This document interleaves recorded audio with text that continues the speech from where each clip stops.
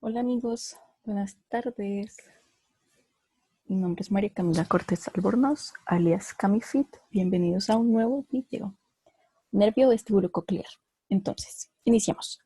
Este transporta dos tipos de fibras. Sabemos que son la sensibilidad vestibular y la sensibilidad auditiva. Entonces, la vestibular hace parte de lo que es el equilibrio y la auditiva, pues, como su nombre lo dice, la audición. Entonces, sus receptores sensitivos se ubican en las paredes internas de lo que conocemos que se llama el laberinto membranoso, que como recordamos es la estructura tubular de túneles interconectados, que es lo que conocemos como laberinto óseo, que está lleno de endolinfa, que se ubica dentro del hueso petroso. ¿Listo? Entonces, estas células receptoras se llaman las células ciliadas, que son estas verdes que vemos acá. Estas células ciliadas van a tener sus prolongaciones y van a hacer sinapsis en los ganglios vestibular o de escarpa y espiral. Entonces, discurre a través del conducto auditivo interno en compañía del séptimo par, o sea, el facial, y entra en el bulbo en la unión con la protuberancia, o sea, en ese angulito. Y llegan a los núcleos vestibulares y cocleares del tronco. Entonces, el componente vestibular como tal, sabemos que está formado por lo que sería el utrículo, el sáculo y los tres canales semicirculares, o sea, estos tres. Esta parte será el componente vestibular. El utrículo y el sáculo son expansiones del laberinto membranoso y cada uno va a contener una mácula. Esta mácula que acá vemos como este corte que nos permite ver por dentro es un parche de células ciliadas. O sea, acá están todas las células ciliadas, están recubiertas por una membrana otolítica, ¿listo?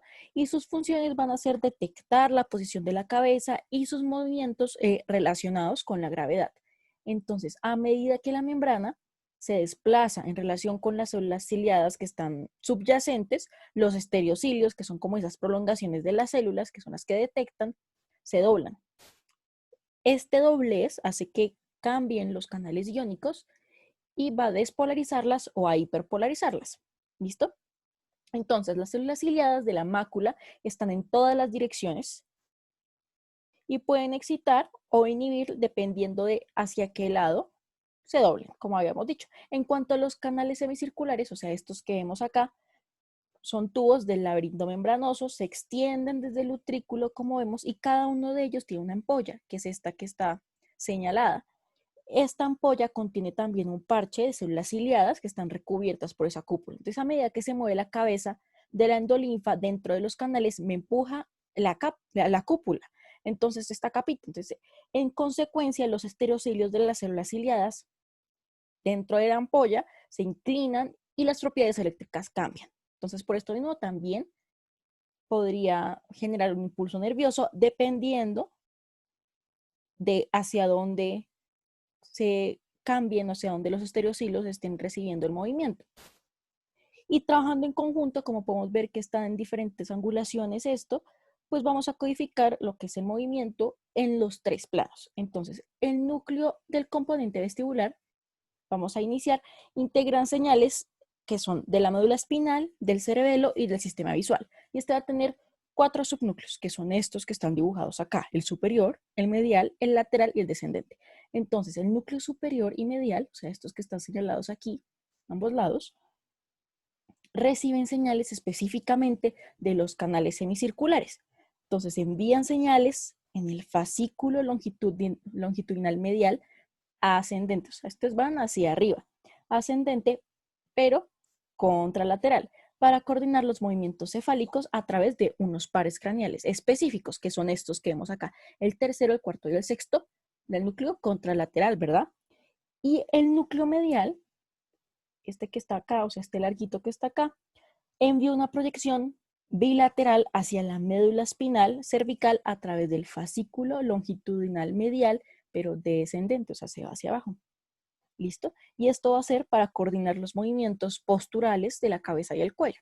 En cuanto al núcleo lateral, este que hemos señalado, recibe proyecciones de los otolitos y se proyecta homolateralmente, o sea, por el mismo lado, a la médula espinal por el tracto vestíbulo espinal lateral para coordinar las respuestas posturales a la gravedad.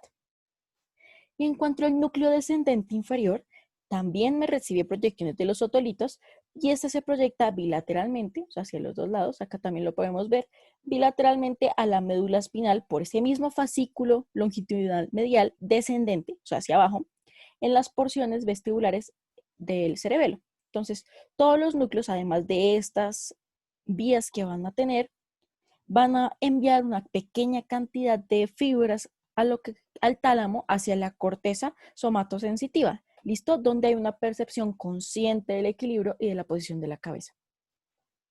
Y en cuanto al núcleo coclear, como sabemos, la cóclea es como esa porción espiralada, que es una forma de espiral del laberinto óseo que alberga el conducto coclear. Entonces, las ondas sonoras rápidamente, sabemos que pues las ondas sonoras viajan a través del aire, entran por el conducto auditivo externo, golpean la membrana timpánica, haciendo que ésta vibre. Entonces, esta vibración se transporta a través de todo el oído medio, a través de la cadena de los tres huesecillos del martillo, yunque y estribo, hasta la ventana oval de la cóclea, donde produce ese movimiento de líquido.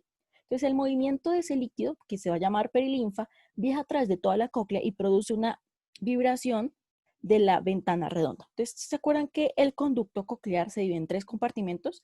Está la rama vestibular, la timpánica y la membrana y la rampa media. La rampa timpánica, muy importante, va a estar junta con la membrana basilar. ¿Y se acuerdan de lo importante de la membrana basilar? Es porque ahí está el órgano de corte. Entonces, cuando la perilinfa dentro de la rampa vestibular y timpánica está pasando y se mueve en consecuencia las vibraciones transmitidas por el sonido, hace que la membrana basilar pegada a la rampa timpánica se mueva. Entonces el órgano de corte que va a tener estas células ciliadas, tanto internas como externas, son las responsables de la transducción del sonido. Entonces los estereocilios de las células internas específicamente, como se proyecta la endolinfa y la vibración fue transmitida de la perilinfa a la rampa timpánica, de la rampa timpánica a la membrana basilar y ahora al órgano de corte donde están mis células ciliadas, ahí es donde se produce, se detecta el sonido y se producen los cambios en los canales iónicos para la transmisión del impulso nervioso. Entonces, los núcleos como tal, ya cuando pasó todo este proceso súper interesante, los axones sensitivos de estas células ciliares van a llegar al ganglio espiral y se proyectan al núcleo coclear del tronco encefálico. Entonces, el núcleo se encuentra en la unión entre la protuberancia y el bulbo sobre el pedúnculo cerebeloso inferior. Y este punto están divididos en dos funcionalmente, los núcleos, ¿no? El núcleo coclear dorsal y el núcleo coclear ventral. Entonces, el dorsal sabemos que se proyecta a través de la línea media, como vemos acá, por unas fibritas o por sí, unas fibras que se llaman estría acústica dorsal, ¿listo? Y luego, rostralmente, por el hemisco lateral, hace sinapsis en lo que sería el colículo inferior, pero pues contralateral, ¿verdad? Y en cuanto al núcleo coclear ventral, que es este que acá me están señalando, este va a ser proyecciones bilaterales. Entonces, unas van a ser a través del cuerpo trapezoide, que también son estas fibras, que también se llaman estría acústica ventral, y también por las estrías acústica intermedias, que están por acá. Importante que estas de forma bilateral van a hacer sinapsis en lo que conocemos que se llama la oliva superior para la localización del sonido. Pero ¿cómo localizan este sonido? Para recordar, el complejo olivar superior recibe señales de ambos oídos. Entonces, compara el tiempo de llegada y la intensidad y envían esta información a los centros superiores localizadores del sonido. Entonces, los sonidos de un lado de la cabeza llegarán ligeramente antes y su intensidad podrá ser mayor en el oído homolateral. Entonces, así es que se localiza. Bueno, eso fue interesante, pero ahora retomemos. Entonces, hacen acá la sinapsis en lo que sería la oliva superior y desde la oliva se proyectan a través de los lemniscos laterales a los colículos inferiores igualmente y desde el colículo inferior se proyectan al cuerpo geniculado medial del tálamo y de aquí a la corteza auditiva primaria sobre la cara del giro temporal transverso pues del lóbulo temporal. Listo, eso fue fácil. Entonces, en cuanto a las imágenes, les traje estas dos que son imágenes normales. Esta de acá arriba es una tomografía, un corte axial en el que, pues una ventana de ósea, ventana de hueso, en el que vemos cómo el asterisco nos señala lo que será el conducto auditivo interno. Acá está el vestíbulo, acá este sería el canal semicircular horizontal Y además vemos acá lo que sería, nos está señalando esta cabeza de la flecha, la porción del octavo par. Muy lindo. Y esta que vemos acá, esta es una secuencia fiesta, un corte axial a nivel del puente, en el que nos muestran cómo sale el octavo par bilateral en dirección al canal auditivo interno, aquí, acompañado también de lo que sería el nervio coclear, ¿listo? Que pasaría también por el conducto auditivo interno. Adicionalmente, esta imagen pues nos quiere señalar estas dos estructuras que vemos que son hipointensas, que hacen referencia a lo que sería la AICA. Esto es como se vería normalmente. Entonces, estas dos imágenes de acá van a ser referencias patológicas y como sabemos, las lesiones de este par pueden ser tanto lesiones corticales, que es importante recordar, una lesión unilateral de la corteza auditiva primaria causa incapacidad para la localización espacial del sonido y en caso de lesión de las áreas de asociación se puede presentar, por ejemplo, agnosia o pues la incapacidad para reconocer los sonidos. Y en cuanto a las lesiones del tallo, por ejemplo, las lesiones por encima del núcleo no van a causar sordera completa.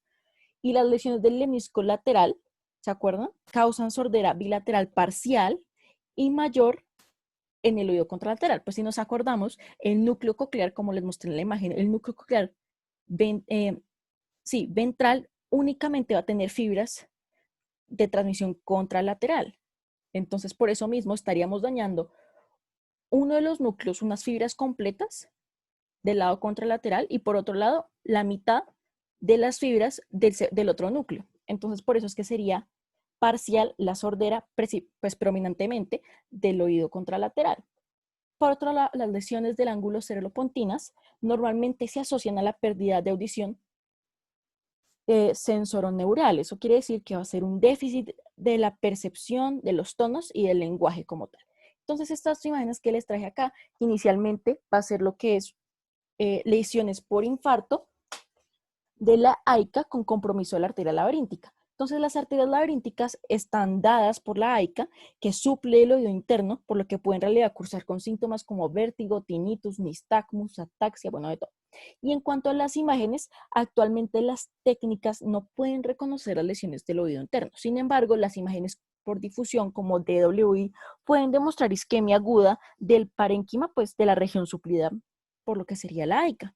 ¿Listo? En esta imagen vemos que es una resonancia magnética en T2, un corte axial, en el que nos están mostrando una lesión pues hiperintensa, que es compatible con una isquemia, en donde tendría que transcurrir en el curso del octavo par, como está acá. Entonces, claramente la afectaría. Y por último, en esta imagen están los schwannomas. Los schwannomas, el lugar más común de su aparición es en el nervio vestibular superior, ¿listo? Entonces también son llamados por esta razón neuromas acústicos. En las imágenes vamos a ver que realzan con contraste y tiene su clásica forma como de cono helado, literal, como vemos en la imagen. Entonces, cuando su porción cisternal es más grande que la intracanalicular, o sea, dentro del canal, se asocian a remodelación del conducto auditivo interno. Esta imagen, pues como vemos, una resonancia magnética ante un corte axial a nivel del puente, donde tendría que entrar el octavo par, y bueno, y el séptimo también por el conducto auditivo interno, y vemos el schwannoma como entra completamente por todo el canal auditivo interno, y además ya es una masa pues relativamente homogénea, hiperintensa, que ya cubre parte del puente. Esto típico de schwannoma. Listo, amigos, muchas gracias. Entonces, acá les dejo el primer video para que vean las generalidades de los pares craneales, vean el resto de videos que tengo y nos vemos. Que tengan un muy buen día.